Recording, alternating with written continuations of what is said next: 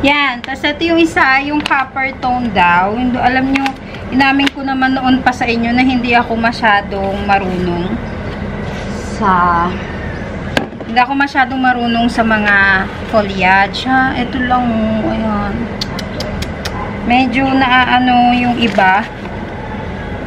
Yan, sobrang lalaki kasi. Yung isa okay lang kasi malaki na, 'di ba?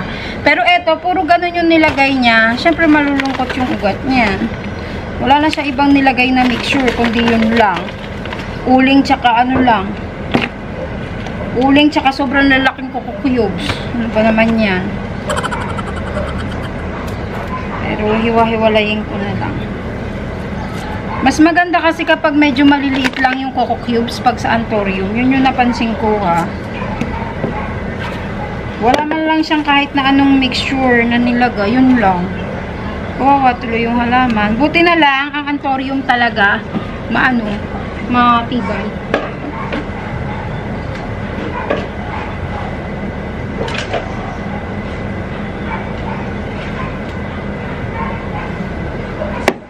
Kumuha lang ako ng sa akin para mas ano siya.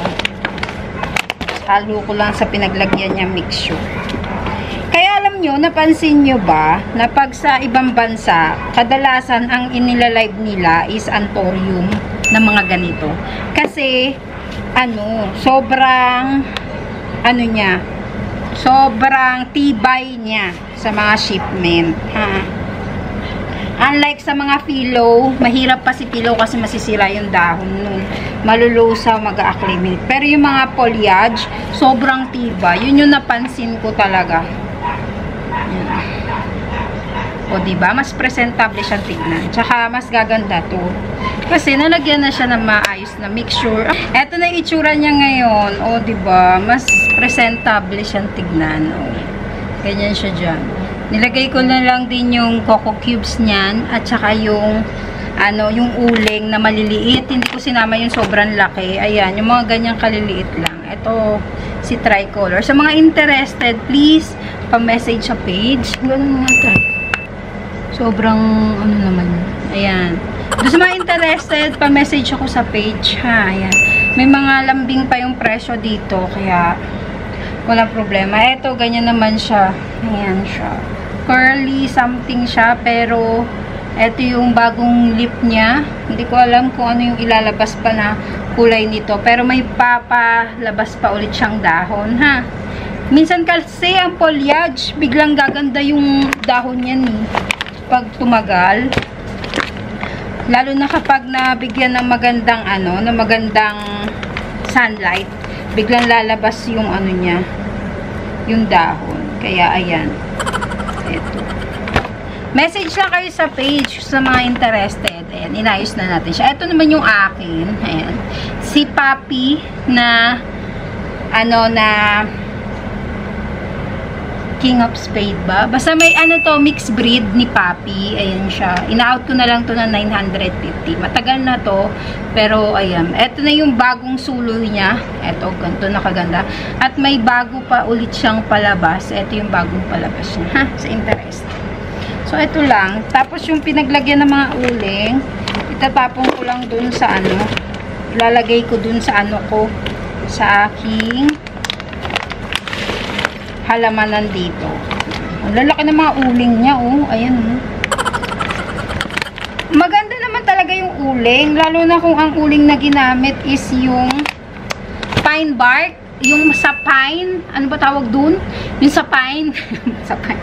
Yung galing sa Baguio. Ganon. Pag inuling mo yun, may mga iba't ibang klaseng uling kasi na ginagamit na kahoy, ha. Pinakamaganda daw is yung pine. Kasi, maganda sa halaman yun. Kaya, pag gusto yung gumamit ng mga uling, pinaka-suggested doon is yung pine. Yung pine tree. Ayan, pine tree. Yung pine tree. Maganda daw na gamitin yun sa halaman. Kasi yung mga nag-orchids, kadalasan yun yung ginagamit nila. Medyo nagkaroon ako ng interest sa orchids dahil nga kay Dave. Gusto niya ng orchids, kaya binilhan ko. At So, paghahalaman ngayon talaga, sa panahon ngayon, sa sobrang taas na mga bilihin, alam ko na yung paghahalaman, ang pagbili ng halaman is, sa iba siguro is kaluhuan na lang. Naiintindihan ko yun. Ayan. May nakapagsabi kasi sa akin. So, ano naman siya, nasa mall kasi yung nasa mall yung, na yon yung, nagbebenta ng halaman. Tapos, dito tumitingin-tingin ako, sumisilip-silip ako. May halaman doon na, yung Jose Bono. Malaki naman na si Jose Bono. Tapos, worth siya ng, 1.5 na Jose Bono. Di tinitignan ko lang naman. Hindi ko naman din balak bilihin. Tapos, may isang babae doon na, sumisilip din siya. Tapos, bigla siya nagsalita na, naku, alam mo, halaman, luho na lang yan eh. Pag bumili ka ng ganyang presyo, luho na lang yan. Yung marami ng sigurong pera yan. Kaya sabi ko, ay, gumano lang talaga ako, tumawa lang ako. Tapos sabi ko, pero may iba po talaga na nag-i-spend ng sobra-sobrang pera sa halaman. Kasi may iba po talaga yun yung trabaho nila, or dun sila kumikita, or kasi alam nyo, ba't ko sinabi na trabaho? Yun din yung tinanong niya sa akin. Sabi niya, trabaho? Paano naman trabaho yun? Kasi talaga, meron kasing ibang mga collectors. Ayan, ano ba yan? May iba kasi na collectors na nagpapahunt sila ng halaman. Nagpapahunt sila ng halaman, nakakaibang mga halaman. Ayan, nagpapahunt sila doon. Tapos, pag nakakita sila ng kakaibang mga halaman, bibenta nila dito sa mga specific na collectors, minsan seller din. Tapos, syempre, papatungan na lang nila yung presyo. Parang, syempre, sa iba, hindi nila maiintindihan yung way ng ganon, ng plant industry or plant community. Pero, ano yun? Nangyayari yun. Dito ko nilalagay dito ko to nilalagay. Ito, dyan, sa taas dito. Kasi, may araw, medyo maganda yung araw dyan. At saka, hindi siya ganun, tingnan nyo. Diba? Hindi siya ganun ka-direct sunlight. May araw, pero hindi siya ganun kababad. Kaya yan. Kasi dito, may parang, baka hindi lumabas yung variegation niya. Natutunan ko yan sa mga nag-aantori. Kaya dyan ko siya ilalagay. Yan. Diba? Sala siya dyan. At may bantay ako dito. Si Danny Boy pa din. Kahit saan ako pumunta, andyan yan si Dan. So, ayan. Sabi ng babae. Di sinabi ko dun sa babae. Sabi ko, may mga tao po talaga na ganyan na yung trabaho. Tapos, sabi ko, yung iba naman po negosyo nila. Tapos sabi niya, ay, pero ako talaga, kahit siguro 200 pesos hindi ako maglalabas ng pera sa halaman. Sabi ko, sa iba nga po, may mga ganyan nga po talaga. Hindi ako uma-against doon, hindi ako parang makipagtalo na, ay nako, may mga ganon, hindi. May mga tao kasi talaga na, kailangan nirespeto natin yun. Huwag na tayo makipaglaban doon na, makipaglaban ka pa, mag-uubusan pa kayo ng ng kung ano-ano dyan.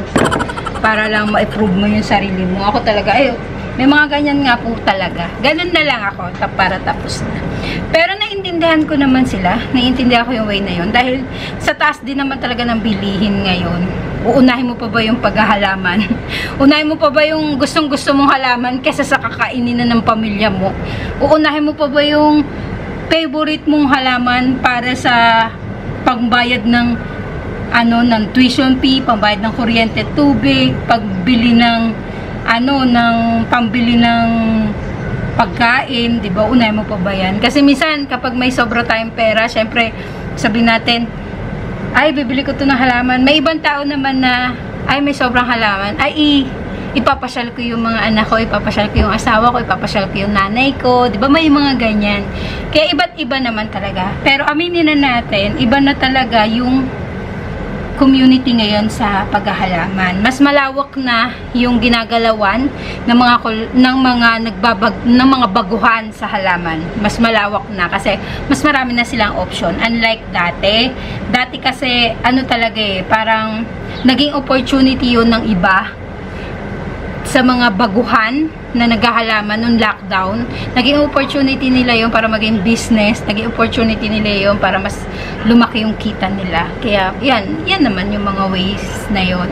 Kaya yung mga nagagalit ngayon, nasasabihin, dati mahal-mahal, intindihin natin kung bakit, ha?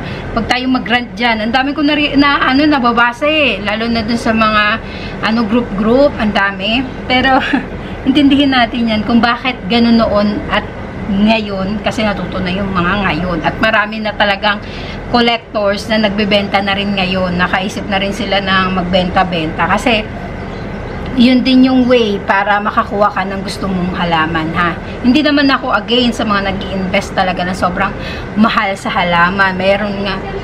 Ala, naglinis na ako, eh. Pero wait lang. So, ayan, dahil dumating na nga yung ating yung mga bata na medyo tumutulong sa akin dito na dalhin yung ibang halaman sa parking. At ayun si Dave. Oh, you change clothes. Why? I come in because I got Where are you so going? many questions. Yeah, why not?